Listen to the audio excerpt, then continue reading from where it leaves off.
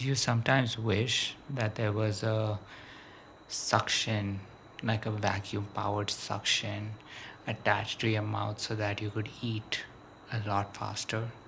Because sometimes I do. Hello, everyone. Welcome to Nareen's Life with MS. This is Nareen, and it is the Sunday check in. And this Sunday check in, I wanted to talk about, how we tend to spend Sundays. And one of my favorite things to do you know, when we Sunday, my favorite thing, of course, is to nap. I think I napped 3 separate times today. So, obviously, considering I'm so good at it, I thought that I would probably talk about it. So, I just wanted to talk about the different styles of napping that end up happening. I know I've talked about something very similar in the past, but I think I want to give a little bit of an explanation to one of the things that I do when I nap, right? So, of course, there are, different lengths of napping. You can nap for, I've napped, I mean, my quickest naps, my cat naps, if you want to call it that, are usually 15 to 17 minutes long. I think I've described that. Then there is, I would say, the my favorite naps, which actually do involve having, either having your phone on or a TV on, which is the episode napping, where you put on a show, you fall asleep at the start, and then somehow you wake up at the end. So it's usually a 22-minute or a 48-minute nap, depending on what kind of, like, however long the show was. Or at least, those were the times that I was more used to, considering that, I normally develop this kind of napping in college where, you know, TV shows were mostly about 22 or 44 to 48 minutes long. Um, and then, of course, there is the uh, what I call the podcast napping, where it can definitely go 1.5 to 2 hours long, and this one generally is more. It's not as um, you know it's not as structured as, I'd say, the episode napping or even the cat naps, because this one ends up, considering that podcasts, if you have like multiple episodes to listen to, or you're just starting a podcast where you're not current with, usually there is, you can definitely go to sleep or wake up in the middle of an episode. So you definitely have that to look forward to.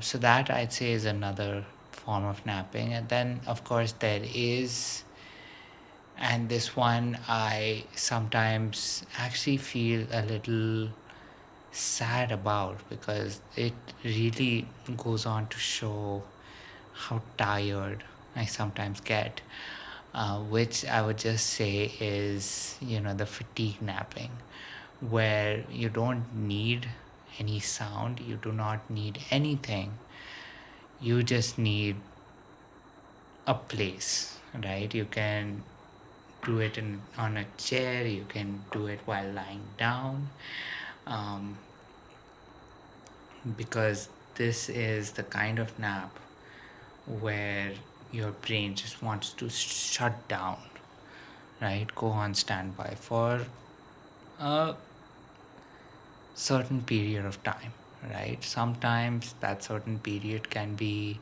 as short as a cat nap. Sometimes you can actually see a morning turn into a day to night. It can be either kinds, but usually the reason I say that, um, fatigue napping is probably one where I'm definitely not happy about, is the fact that you generally wake up a little more tired than when you go to sleep. And I think it is, just the fact that, um, you know, days are maybe a little longer. It is taking so much more time to sleep, for that matter. It is also just the fact that, it is taking, um, you know, it's just the fact that your body knows that it is so tired that it is just craving the rest, that no amount of napping at that point in time really does seem to suffice, right? And definitely, you know that kind of napping, I almost want to equate it or make it very similar. I want to make it, um, probably, in a way, I do want to make it something that I would rather do as part of sleeping rather than napping. Just because, the deep, like the depth of, your nap pretty much covers the entire realm of sleeping, right? You might even enter REM sleep while going into that level of fatigue napping. And the funny part is that it I generally end up doing fatigue naps, I want to say, once or twice a month. But considering that we have 4 weekends in like 4 weekends in a month, 4 to 5, mostly more 4, that I consider is a little too high for the number of fatigue naps that I'm having.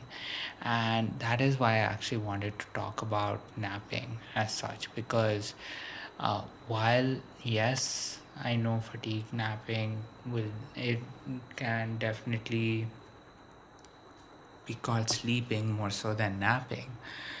I do understand that maybe there is something that is on a much there is a bigger problem on a much deeper level during that time, and as a result I am fatigued to the point where I just need to take that level of napping, right? Where I need to nap so deeply that I'm just sleeping rather than napping.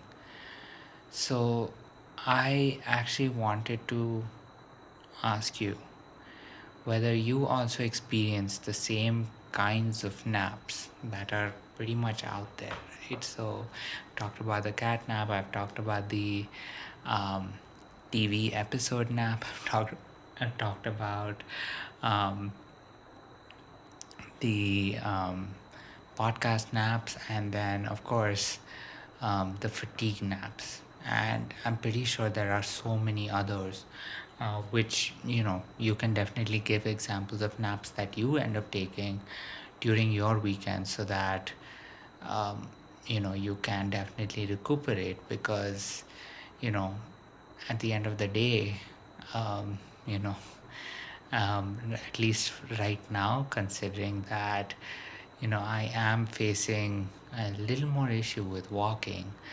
um, I am not, I definitely do see the need for resting more than doing anything else during my weekends. So yes, please do share your kind of napping. What's your favorite? How do you go about using the right kind of nap? So today, the one thing I will say is, in uh, the morning, I'd say in between, I'd say breakfast and lunch, I was having episode naps. um, probably also had an episode nap in the afternoon to evening time. So it was mostly just episode, like the TV episode napping. Even though yesterday I definitely podcast napped for a good 2 hours in the evening. So, there definitely is a variety in the kinds of naps that I have. So, yes, please do share which kind of naps you end up having so that we can actually compare notes and actually start a conversation regarding that. And the reason I wanted to to really focus on napping and the importance of napping was to just get your thoughts on what I might be able to do that can provide the same level of rest while maybe making me a little more useful, maybe a little more, um, maybe a little more productive so that I can, go on to achieve a few more things, right? Because weekends uh, do end up going by very, very quickly. And considering that I am unconscious for such a large part of it, doesn't really help my case either. So, yes, please do share, your thoughts, your insights, your experiences so that we can get a conversation started. But of course, with all of that said, this is Naren Saif with MS. I am Naren, and I do hope your weekend went very well. But without further ado, here is me wishing you a good night, sweet dreams, and I will catch you tomorrow.